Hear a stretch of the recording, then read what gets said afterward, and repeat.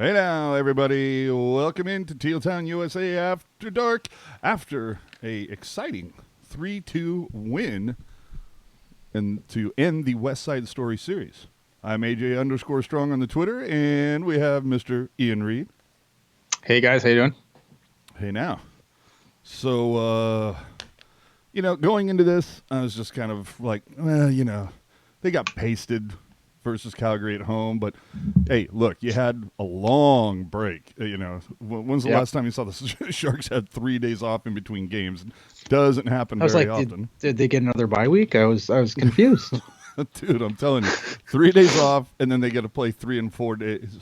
And then and all of them are like early games for us on the Pacific Coast. 4 o'clock, then 2 o'clock, then 1 o'clock on Monday.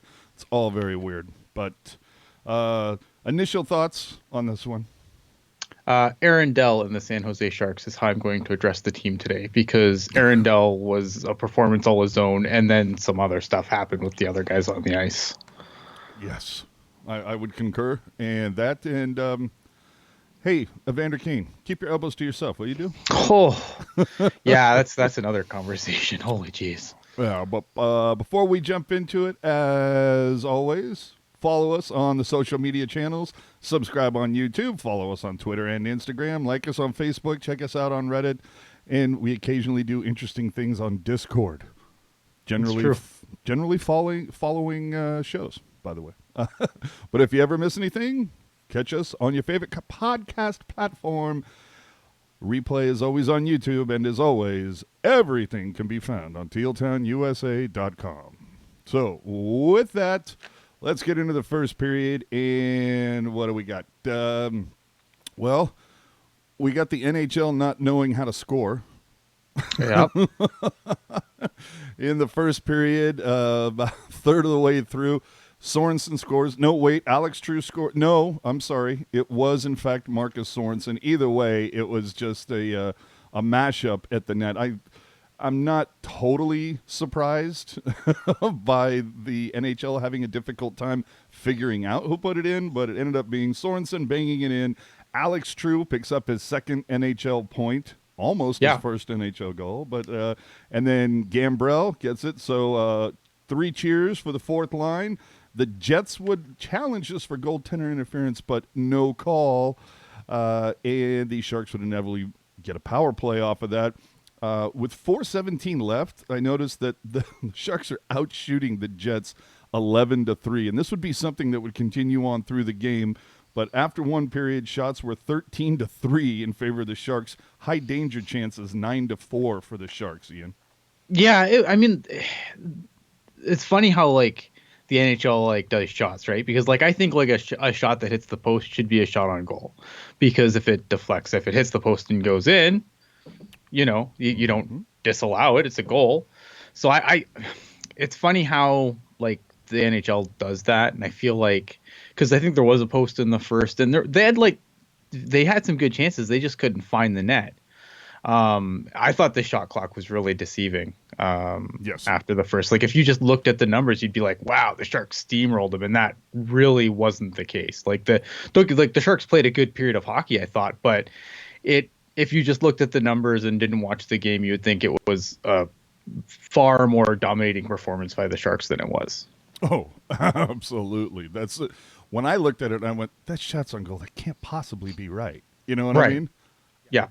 And then even when you looked at the high danger chances for, it was just, there's no possible way. But hey, it was what it was. And after one, Sharks are up 1-0. And you're thinking, all right, hey, not too shabby. I thought, it was a hard played period. And I thought, it's nice to be on the right side of it, because that first period could have gone either way. Even with the shots being what they were, it could have gone either way. Absolutely. Oh, man. In the second, we then see the Sharks have some interesting defensive play and give up 2 goals inside of about 90 seconds. The first one to Connor, just a highlight between the legs on the power play. Not really sure what the hell Burns and Dillon were doing on this play. Yeah, rough defensive play on both of these goals. And I think this was the first Evander Kane penalty. Yes, this was Yeah. was it boarding? Was it interference? I'm not even sure what the hell they called it, but Well, you could have called. I believe they called it interference, which is the right call because, yeah, he did have the puck, but like by the time Kane made the check, like Barclay Goodrow has the puck, so that's textbook interference. Like your own player has the puck and you're destroying someone into the boards. Guess what? It's interference. I don't know what Ponick did to make Kane so angry this game. Because like it seemed like Kane ran him like every chance he got, but you um, think it was just from hearing the boo birds whenever he touched the puck? yeah, I think Kane can get in his own head a little bit where sometimes we've seen him have a couple of games in Vegas where he's kind of done something similar because it's he gets into the game and I think sometimes he just can't help himself a little bit. And we've seen this in a couple of Vegas games, and I thought that was, obviously this is a team that, like I wouldn't like Winnipeg if I was a Vander Kane either. I mean, um, Goddamn Wi-Fi. well that too, and then at the time Gary Lawless, who actually is funny, ironically enough, is one of the Vegas guys now, I believe. Basically, he was a big part of a media that really ran Evander Kane out of town. Now you can, like look at. I'm not saying Evander Kane was an angel in Winnipeg. I mean, there was definitely some issues there. But they really ran him out of town, and so I can see why it's a game that Evander Kane gets up for.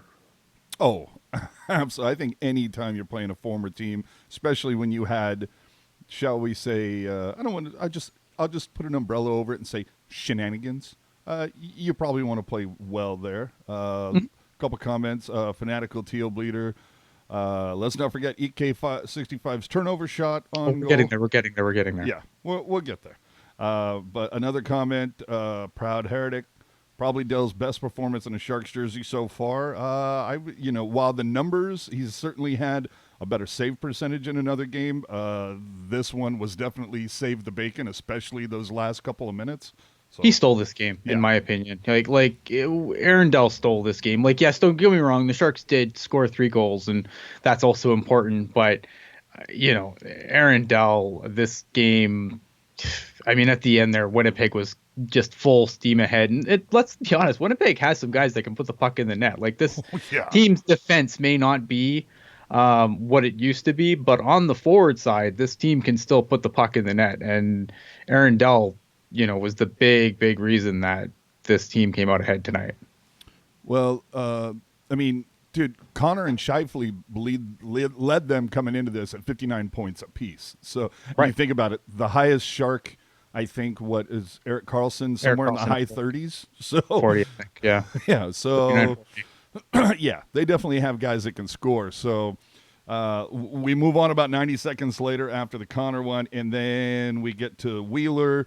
This is the one that you're talking about. I don't know what EK65 is doing in this at this point where he's basically screening his own goalie. Yeah, this is the thing where I get upset, and you've heard me say this a million times. Either block the shot or get the fuck out of the way. Don't flamingo. Like the flamingo is worse than this. It's not very much worse, but it's worse than the starfish defensive posture. Like there's 2 things that I really wish the Sharks would stop doing. The starfish is one, but the flamingo is it's the worst thing you can do because you're basically, you're too pansy to get in front of this. And I don't know how hard that shot is. Maybe, some guys don't want to get hit with the puck, and that's fine, especially if you think it's going to hit you in the face or something, whatever. But I think the worst thing you can do as a player, especially with the amount of padding that these guys wear, is just get as tiny as you can in front of your goalie. And, you don't help the goalie at all because you're blocking his eyes and you're not blocking the shot. Like block the shot or let the goalie make a save. If Eric Carlson didn't either in this situation, and it doesn't matter who it is. You can say, "Oh, I was really hard on Eric Carlson." It doesn't matter. It could have been Brendan Dillon. It could have been Mario Ferraro. I would rip to shreds anyone who does the flamingo because it's just the worst possible play you can do. Block the shot or let the goalie see. Don't get as small as you can in front of the goalie. Still enough to block his vision, but not enough to let him make a save. It's just stupid. It's just stupid, cowardly play. I don't like it. It sucked. Yeah. To be quite honest, I watched that and I'm going, oh my god, what the hell are you doing? So right about 6 seconds left in the second, though, Morrissey would get called for holding Timo Meier, and then on the ensuing faceoff, Joe Thornton takes a shot to the grill. No call. Should have been a 5-on-3 for the Sharks to Yep. open the third period. Didn't happen. What are you going to do? So then that one is pretty even. Shots on goal, 11 apiece for both sides. At that point, high danger chances. San Jose 14, Winnipeg 5. So still looking good for the Sharks. 0 shots on goal for the Jets 7 minutes into the second. So, if you don't put the puck on net, it's going to be pretty difficult for you to score. Absolutely. Then we see, excuse me, a nice 90 seconds early in the third for the Sharks. The other Karlsson would tip in I don't know, do you think that was Shellman actually shooting, or was he just trying to put it in the slot? It's tough. You know what? I'm not 100% sure, but it went in the net, and that's the important thing, I guess. You ain't lying. But you love to see that with Melker, because the guy, gets no accolades. And boy, if there's a time of the year you want Melker scoring, it's within a week of the trade deadline, is what I'm saying.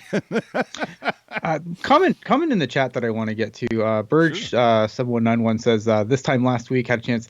The MTS Center is the smallest building in the NHL. It was originally built for the Manitoba Moose. It was just big enough that they built it just big enough that they could potentially put an NHL team there, but it was built for the Moose. And yeah, I believe it's definitely the smallest. I think it only sits something like 15,000 people or something. Like it's a small arena. And I remember when the Jets moved back there, Gary Bettman saying, this building is going to have to sell out nonstop, or this isn't going to work because of the size of the arena. So, yeah, it is. You are not mistaken. It is definitely the smallest arena in the NHL. So about 90 seconds after Melker scores, then Timo would bury a soft rebound that Heller gave up from LeBanc off of Burns. So at that point, you're going, oh, they get a tie. Oh, they take the lead. Well, I wonder how long this will last, especially with the way Kane's been playing and taking penalties at the power play. So great third. Then Sorensen and Roslovic go off. 4-on-4 play. That's always fun. And then 9 minutes into the third until the Jets got a shot on goal. Yeah. Just after the halfway point, Kane goes off for elbowing. That's his second elbowing in the second straight game. Knocked it off, dude. Like I would be surprised. I was kind of surprised that after the Calgary game, with that elbow that he threw in the Calgary game that didn't get nothing from player safety, I have to wonder, with 2 games in a row with some really questionable elbows, if he gets called to the carpet for this one. Maybe a game. Or a fine, at least, like just something to be like, hey, dummy, knock it off. To be fair, player safety has been pretty busy this week, but anyway. That's true. Just saying. So overall in the penalty department, though, not bad. Although I am seeing now that Goodrow did get a penalty for slashing at the very end of the game, which would explain the ensuing shenanigans once the horn sounded. So. Jets 1 for 4 on the power play. Sharks 0 for 3. So, pretty even in that department. Shots on goal for as much as we're talking about that, the Jets, 7 minutes before a shot on goal in the first, and then 9 minutes in the second. I mean, it's the fact that it ended up being 35-32. I mean, the Jets were obviously pouring it on towards the end. But, hey, again, it all comes back to holy hell, Dell. Yeah, I mean, again, first, second, third star, MVP, guy of the week. I don't know, name your award, and it was Aaron Dell. I mean, the guy was just lights out. I can't say enough good things about Aaron Dell right now. I mean, since the coaching change, someone's stock has gone way up and someone's stock has gone way down. And I'm not a negative guy, so I'm just gonna say that Aaron Dell's stock has gone way up, and you can do the process elimination. Yeah, just as coach, and and and that's funny. You bring well, we'll get to that in a second. I want to address one of the comments that's from James. Any truth to the rumors that the Pens are seriously trying to land Dylan? I think there's a lot of teams that are trying to land Dylan right now. Columbus, now with the Seth Jones injury, I think could be one of the top players. I think there's a couple out there that have. There was somebody else who lost a defenseman for was it Dougie Hamilton? Who am I thinking of? There's somebody. I'm trying to think. There's so many guys going down right now. Exactly. It seems like the league's dropping like the trade deadline. League's dropping like flies. Yeah, I know that there was another one though that said that they're losing somebody, and no, it wasn't Connor McDavid, although he is out for 2 to 3. But either way, it's oh boy, I think we're probably going to have to go live on trade deadline day when that all happens. Some bodies shipped out for sure. I'd be shocked to see the Sharks not move like anybody. I think there's a couple of guys that are probably going to get moved. I think Dylan gets moved. I think that someone, especially trade deadline, increases everyone's values a little bit. So, maybe I wasn't super high on the idea of a return for Dylan, but with the market heating up a little bit, we might be surprised by what the Sharks get for him. Yeah, and hey, there's 9 more days for people to go out. That's just I know another name that went Giordano. Giordano, you're right. Yeah. Yeah. So either way, could be fun there. But I did want to know what the hell was going on with Randy Hahn tonight. Like, was he spiking his coffee or something? Let me see. With Hahn, I had 3 flubs from Hahn. Hahn is usually perfection on the mic. Did you find I just found the audio was just really bad, and I wonder if he was distracted by just the ridiculous audio at the game tonight, because I thought there was a lot of audio issues in the broadcast tonight. Yeah, there was a couple times when Randy was sounded normal, and then Hetty sounded like he was in a tin can for a minute. And then, they seemed to get that worked out, and then they'd go to commercial, and they came back, and then they both sounded like they were in the tin can for a minute or so. And in the interview, when they were interviewing, I think was it Sorensen, he sounded like he was taken back at the audio that was in his ear. It seemed like it might have been high or something with the way he responded to it. Yeah, he's like, "Whoa, shit! Whoa, yeah, okay, well, all right, I'm awake." And it was an awesome goal because we're great and we did hard work and. Yeah, hockey cliches. But it was so weird. They did the opening before. They always do the interview with the player on the ice before it, and Hahn goes, and here's now Hetty with Evander Kane, and then it's Erik Karlsson. Yeah, and then at one point he announced that tomorrow's game is at noon Pacific, and it's at 2. And then he says the chances are good that Jones is starting tomorrow. Jones was announced as the starter after yesterday's practice. That was my understanding too. Yeah, I don't know. I don't know. He's Hahn. Maybe Randy Hahn has a beef with Kevin Kurz and isn't reading Kevin Kurz's tweets. Could be. Hey, Pajelka copies them. It's all good. Yeah, no, but kind of stuff causing trouble where there's probably no trouble at all. Now you've heard it here first. You heard it here on Tealtownusa. Randy Hahn versus Kevin Kurz. I like it. I would pay for that. Make that be the Patreon on top of the Athletic. But anywho, so I mean, again, I can't say enough good things about Dell. The only thing I will kind of say is, Christ Almighty, how can you? Don't you kind of want to see Dell go again tomorrow? I mean, if you're serious about trying to claw back. Yeah, I guess it's hard though because you have so many games in so little days, though, right? This is one of those stretches where you probably do want to let the other guy play a game. Yeah, I suppose. You get 3 games in 4 days. A really quick turnaround tomorrow. You got less than 22 hours between puck drops. Yeah, you got to go with the other guy. Well, I mean, I look forward to it. What is it? The current Sharks backup versus the former Sharks backup.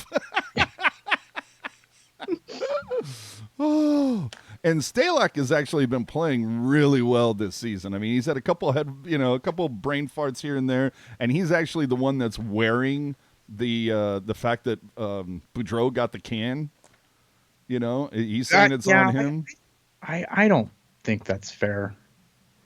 I don't either, but at least it's nice to see the players kind of come out and try to take a bit of responsibility for it and say look, it wasn't his fault, it was on us.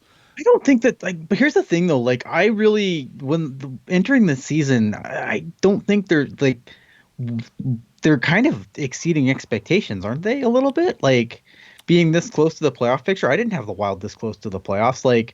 I just think that the expectations for the Wild by their management and ownership are just out of sync with what they probably should actually be. I don't understand why you would fire Bruce Boudreau at all if you're the Wild. I don't think the coach is the problem. Look at what you have on the ice. What you traded Jason. You just traded away Jason Zucker. Well, I don't know. It doesn't make sense to me. Yeah, but we're talking 3 points out of the wild card, but we're talking just a couple months ago. A team was 3 points out of first in their division, and they fired. Yeah, but they were overachieving at that point, and I think everyone knew that. That Central isn't it's not an easy division. There's I think there's some teams that aren't performing as well as we thought. I don't know what happened to Nashville this year. Yeah, but there's a lot of really good teams in that Central division, and I don't know. Like I said, I just feel like the expectations that the ownership and management may have there are just out of sync with what they've actually put on the ice. Well, and so much, a lot more separation in that division where you've got St. Louis 71, Colorado 72, or I'm sorry, St. Louis 74, Colorado 72, Dallas 71, and then an 8-point drop to Winnipeg, and obviously didn't help themselves tonight. Whereas in the Pacific, it's but even Winnipeg, points. I think, is overachieving this year based on their defense. Yeah, I thought Winnipeg was going to have a much harder season than they've had this year. Do you think it's a case of Gibson last year for Anaheim, where just Hellebuck has probably just held them in? Fantastic. If you look at, Hellebuck was kind of the guy when everyone would be like, oh, well, Martin Jones's defense sucks. Yes, his defense does suck, but you have to make a save. And Connor Hellebuck was my go-to example because the high danger chances that Winnipeg allow are very similar to what the Sharks allow. And Connor Hellebuck's, a good goalie. Martin Jones isn't. Yeah. And for all we said earlier about the amount of high danger chances that the Sharks had, the lead in shots on goal in some significant keys during this game, they had a large margin of a lead. And again, you look at it, it's the Sharks could have easily lost this game. Dell and I said, without Aaron Dell faced an absolute onslaught at the end. He wasn't getting any help, but at the end of that game, but and Hellebuck he was making playing ridiculous great saves. Too. Yeah. And Hellebuck had a good game. Don't take anything away from Connor Hellebuck. I thought Connor Hellebuck played a really good game, but Aaron Dell, if you look at who had to make the larger scale of, by the end of it, it was definitely Aaron Dell was making the bigger saves, especially just of the ridiculous variety at the end there. Yeah, and got a couple of help from Siegfried and Royd there. Definitely some of those. Yeah, absolutely. Looking on the numbers, Kulikov, Pullman on defense for Winnipeg -3, dash threes tonight. But Mark Scheifele -2, so he'll probably be on the trading block, of course. Yeah, it's game over, Scheifele. Yeah, that fucking guy. Anyway, but boy, I just want. Is Evander Kane is there something in his contract that says he gets a bonus if he leads the team in penalty minutes or something? I mean, good God. Yeah, I don't know. Yeah, again, Michael Haley and be challenge accepted.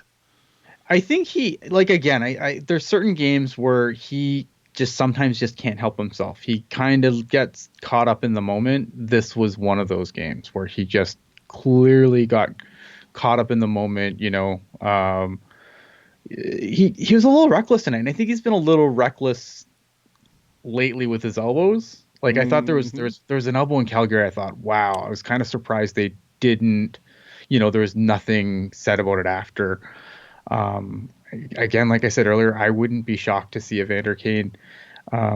Maybe, I don't think he's going to get like a huge suspension or anything, but if he got dropped a fine on him tomorrow for that elbow this game, I wouldn't be shocked by it. Well, now let me ask you this too, because we saw a couple fines come out recently. Who was the guy that tagged Reeves in the Twig and Berry? Dumba? Was that Dumba? Oh yeah, it's not that. Yeah. So he gets 5K. You see Chara the other day get 5K. That's ridiculous. Yeah, which I can't understand. And the whole thing is like, look, I don't know that Dumba's making that much money. I know Chara's. Oh, he does. Yeah, I was going to say, I thought he did. I know Chara makes some good coin. $5,000 is like, it's a tip. Let me go into my couch cushions and see what I can pull out when you're an NHL player. That's like, especially a good one. Yeah, that's like someone's gonna drop 5K on the dinner after the game.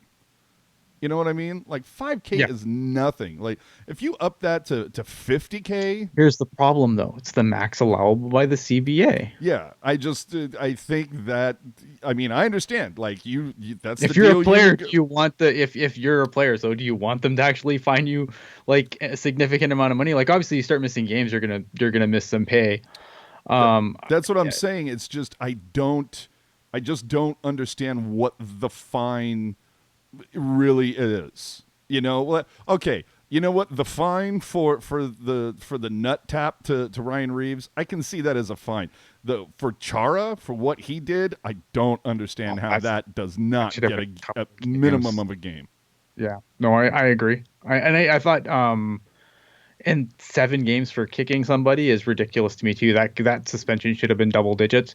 I know that they're going to say, well, no one was hurt, whatever, but I don't care. Like that is complete garbage. I would agree with that, especially the fact that it's like, well, wait a minute, didn't you just like can this guy a month ago for ragdolling Kachuk? You know? So it's just kind of whatever. That should have been double digit suspension because it was just stupid. It's reckless, and there's just no place for it in the game. It's not, it's not a fight. It's not, a hit like this has. You can argue that some hits don't belong in the game either, but a kick has less than no place in the game. Like, I mean, there's literally a blade on your foot, and not even that, and but like. The blade, the sharpness of an NHL skate versus the sharpness of a Joe Blow, I play beer league hockey's blade significantly less, like the sharpness of those blades on those NHL players, ridiculously sharper than, I'm Joe Blow and I play beer league on Wednesday. Yeah. Let's see. Which is worse, cross-checking a guy in the throat or kicking a guy with the skate? Kicking the guy with the skate, because again, like a cross check is, you're right. It's, is it a good hit? No. When you're Brendan Gallagher and you're 5 feet tall though, and Zdeno Chara's 6'11", I mean, it's hard when you're cross checking a guy where a normal guy would get a cross check in the chest, but because you're 7 feet tall, you cross check a guy in the face. I'm being silly here. I'm not trying to justify what Chara did, but look, a cross check happens. I mean, yes, there's the penalty for it, cross checks, but cross checks happen every game. Every game has cross checks in it. Every game does not have one player kicking another in the chest with his skate.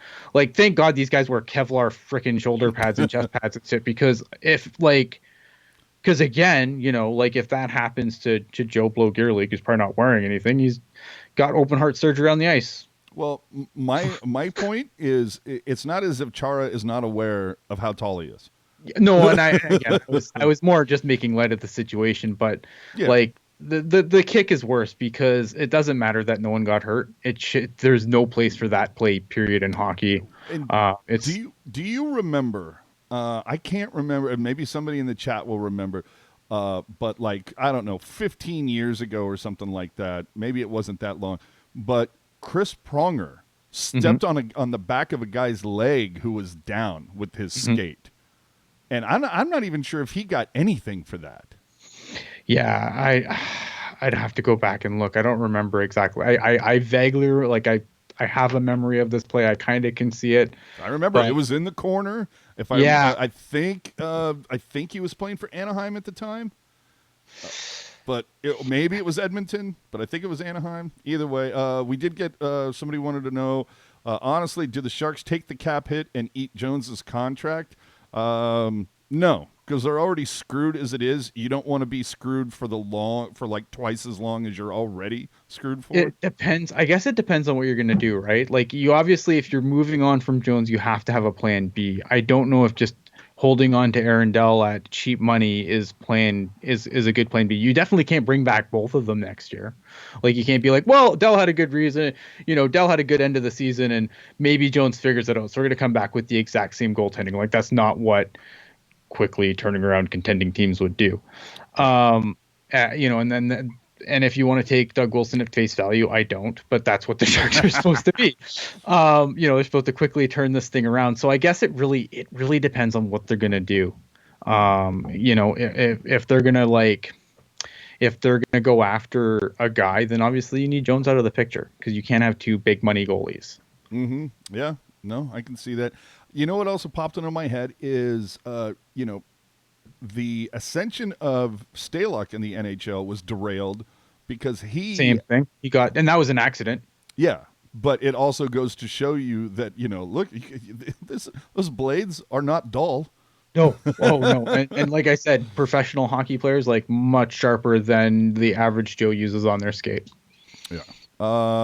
So I know Brody and Hanner went off the air just a hot second ago. So again, want to remind everybody, if you're new here, if for some reason you happen to be in a cafe in Winnipeg and they're actually getting good Wi-Fi and watching us, hey, subscribe to us on YouTube, follow us on Twitter and Instagram, like us on Facebook, and catch us on the Reddit or whatever. But tell a friend and hit the subscribe button if you would. We would appreciate it. Trying to grow our little garden here. Yeah, absolutely. Kessler, yes, that's what it was. Kessler is the one who, yeah.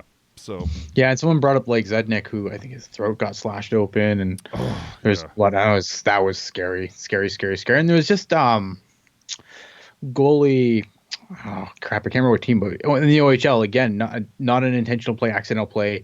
Cut open an artery in his leg, and there was just blood everywhere. And thankfully, they got to him quickly and took care of it. But that's the part that I don't understand. Because we've seen some really horrific injuries caused by skate blades, and a lot of them are absolutely accidental. So when you have a guy trying to kick someone else in the chest with their skate, like I don't understand the message that the NHL think they're sending. They talked about it on the intermission. And Scott Hannon, I believe, said I don't understand the message that they're trying to send there. There's some things where I think player safety has really, really dropped the ball, and I think this is one of them. It should have been at least in the double digits, and even then, maybe it's not enough. Let me ask you this: how often do you hear people say player safety got it wrong, it wasn't enough, versus how, I hear that all the time. You know what I never hear is, wow, player safety really dropped the hammer, that might have been too much. I never hear that unless it's a Shark. Then they drop the hammer way too hard. 41 That's games 41 games. This is the problem, right? And this is the problem with player safety and the job that they have, is that there's always going to be oh, well, that's my guy, and my guy doesn't deserve that. And that's the hard thing about it. Well, how do you have Peros trying to give out, supplemental discipline to Corey Perry? Yeah, no, and I agree with that. And I've never been a fan of the way player safety is set up. I understand that, they want they gotta have hockey guys in there, so because when hockey stuff happens. Then put Brian Burke in there. Give me. I don't want a player. You know, maybe you can have a couple players that are maybe it's there's a 3-man council kind of a thing, and but you should have maybe a coach, maybe a trainer or something, and then a player, and they can debate about it. But just having this one face of it, and it's oh, and who is it? It happens to be basically a former goon, and and he's got buddies. I don't care for it. We did have something in the chat here. So any update on EK65? Did I miss something? Erik Karlsson didn't play. He hadn't played. I think it was 13 minutes. He didn't play in the third period. I think there was like he didn't play for 13 minutes, I believe. See, but if you look at the numbers, though, it's like now that I'm looking at it, no, Dylan had 21 minutes, Yeah, he Ike had had 19. 19, and then Burns with 28. So yeah, okay, there might have been some I didn't notice it, but then again, it okay. I'm not saying this is it. I can't imagine this would be it. Miss most of the third. I would laugh if Bugner benched him for that screen that he pulled on Dell. Like, what the hell are you doing? Or if he just didn't Yeah, like but his at the game. same time, There's no like, way that happened, but man, would that be a damn story? Like, dude, earn your goddamn contract. Stop playing so soft. so Stop being a diva. Get out there and play. here's the thing. Here's the problem with that. Like, yes, that was a really brutal play by Erik Karlsson on that thing, but that play doesn't happen if Vlasic isn't so like Oh it yeah, was. no, because Burns and Dylan were equally like out to Yeah, lunch on that goal. and So then Vlasic was like Vlasic. I remember the play that led up to Erik Karlsson doing the flamingo, and Vlasic was really bad on that play. So Shang posted a GIF, and he said he's not sure if this is why Karlsson missed the last 13:26 of the game, but he fell awkwardly over Joe Thornton. oh, all right. Well, I'm sure we'll hear something either later this evening or, I mean, remember the Sharks play in just like what is it about another 20 something hours, if that, Yeah, it looks like a real like it looks really nothing play, but I or don't know. not 20 something. Geez, what they play in like 15 hours or something. So, Yeah, if you go check out Sheng on Twitter, you should follow Sheng on Twitter. If you don't, I don't know, you're doing it wrong. yeah. Don't do it wrong. Is there anyone? Has there ever been a player that has been more polarizing for the Sharks than Erik Karlsson when it comes to the fan base? I mean, maybe Torres. Torres, Yeah. Rafi Torres. Yeah, easily Rafi Torres. Yeah, exactly. It's like, Vander Kane maybe a little bit too. oh, yeah, I can see that. I think even though it was for such a brief period, Mark Bell. Yeah, I mean, the dude gets here and then like I don't even know if he's played a game and he gets a DUI. I mean, Jesus Christ. um, yeah, I mean Torres was definitely see. It's funny, and the Vander Kane too. I think has been somewhat, but I don't know. I mean, like Evander Kane is more for things off the ice than on the ice is why he's polarizing. That's true. Danny Rafi Heatley Torres was a guy. Yeah, Danny Heatley. I think, you know, is scoring the hat trick on his first game helped. I think helped, and I think like obviously, look at the Dan Schneider thing was a terrible tragedy, but I think by the time he got to San Jose, like that, like I mean, obviously he's always gonna have to live with that, but I don't think like Oh, I got a guy for you, people are gonna hold that. You know, I didn't really hold that over his head still dude. by that point. Go ahead. I have two guys for you, polarizing at least in my world. Okay. Mikkel Bodker, Marty Havlat. Yeah. What are these guys doing here? Get them the F out. I mean, John Scott was polarizing too, if you want to go that route. But I think That's true.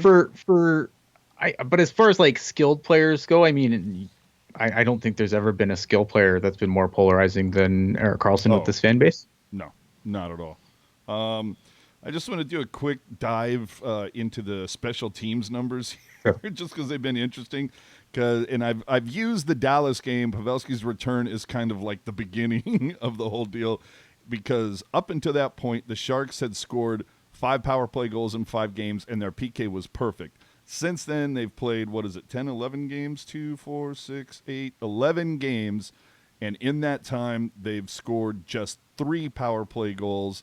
And during those 11 games, there have been only 3 of 11 where they didn't allow at least 1 power play goal. And then we also remember the shit show of Calgary last week where they allowed 3 in 1 game. So, I mean, I give the Sharks a lot of credit because they are the second most penalized team in the league. So to have their penalty kill ranked as high as it is really a testament to that penalty kill. When you get so much practice at it, you'd think you'd be good at it. I guess that's a good thing. You know, if the West guys, they don't get a lot of time to practice, but when you get that much practice in game, I guess it's going to be pretty good.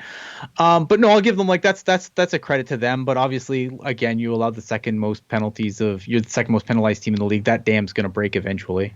Right. I mean, it had to happen eventually. Plus, you consider that the power play being, I mean, power play being rough, obviously, that's where you're really missing Couture and Hurdle still. Like, that's where it's going to show the most. And, Logan Couture not being there to penalty kill also is problematic.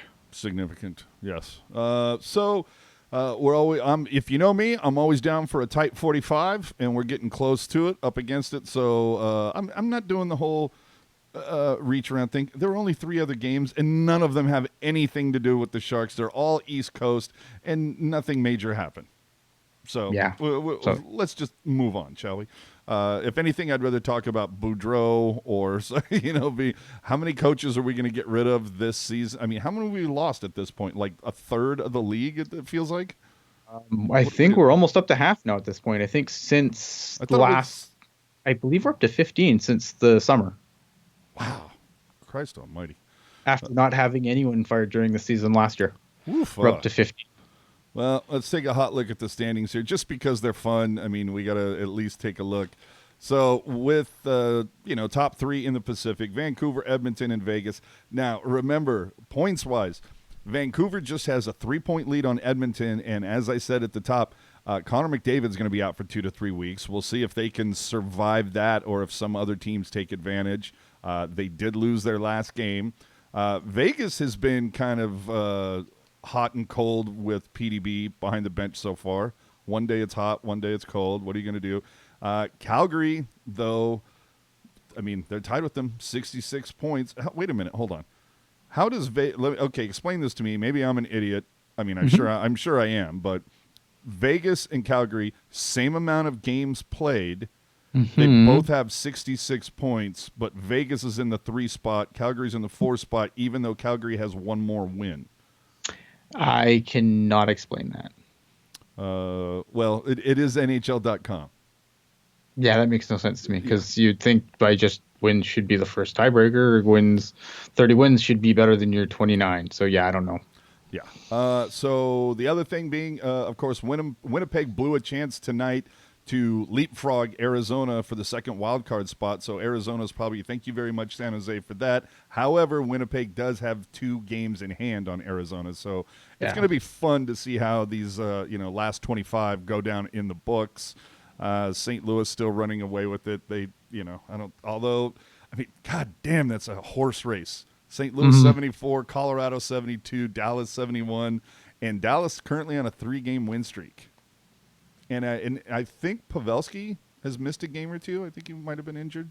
Yeah, I read something. I was funny because I haven't really I said this on Discord the other night. Like this year, I've watched like a lot of Sharks hockey, and maybe that's why I'm angry because I haven't watched a lot of other hockey. To me, that's why I'm so angry suddenly, just because like all my hockey has been, well, a lot of it's been really bad. I mean, there's been some high points, but we look at the standing and we see the Sharks are third last in the third last as for the Anaheim and LA are the only teams that they're in front of. So obviously, look, it's been more bad than good. Yes.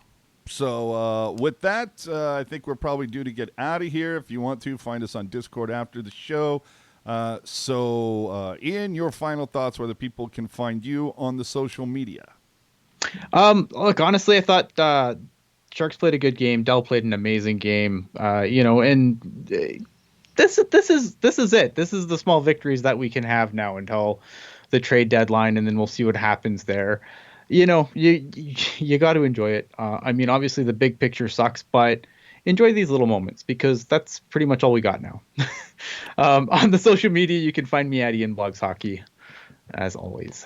I am AJ_Strong. Like, the Sharks have won 3 out of their last 4, so there's that. No matter what happens tomorrow, a Sharks backup is winning, whether it's the current one or a former one. Take your pick. But remember, Minnesota might be a little ass on fire because they're going to have a new coach, and they're going to be a little ticked off, and they're definitely going to be more rested than the Sharks. But yeah, AJ_Strong on all the social media, and I will leave you with the fact that this should not have been a goal. I'm sorry, this is not a goal. At me if you want. This is not a goal, people. as we are facing Oh, he's pulled it back, eh? yeah, as we're facing Minnesota, my friends, this is not a goal. Here we go. Look at how close the puck is to the crease. And now look at how far away from the crease the puck is. I'm. It's hard because Not a goal, people. Not a goal. So thanks for tuning in, and we will catch you all tomorrow following the Sharks and Minnesota. All right? Sound good, everybody? And other than that, we'll catch you in the Discord. So thanks for watching. Catch you all tomorrow following Sharks and Minnesota. Remember, a 2 p.m. start. It's going to be early. Keep it real. Keep it teal. Keep it real, teal. See you tomorrow.